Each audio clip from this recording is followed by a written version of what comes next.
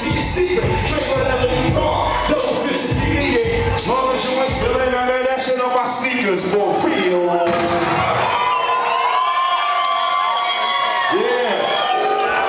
Hold that for me, hold that for me, hold that for me. Joe Bird, we good in here tonight?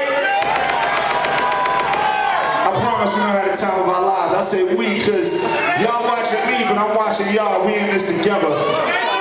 So, we got all that. Trust me, trust me, trust me. You're a mind reader, you're a mind reader. We got all that. So check it out. This is my first time coming home, and I say that because Africa is the home for everybody. I don't care who you are, what you look like. This is home. But I've never been before. This is my first time coming home. So if we can't make noise for that, Joe Bird, please. Now check it out. I'm in y'all home, but I'm gonna do some records and bring y'all to my home, and bring y'all to Brooklyn, New York. Is that okay? I got an album out. I know my man got it because he showed it to me. I got an album called Dream Deferred that's out right now. My man DJ Prince is gonna help me get into a little bit of that. Let's get it out like this.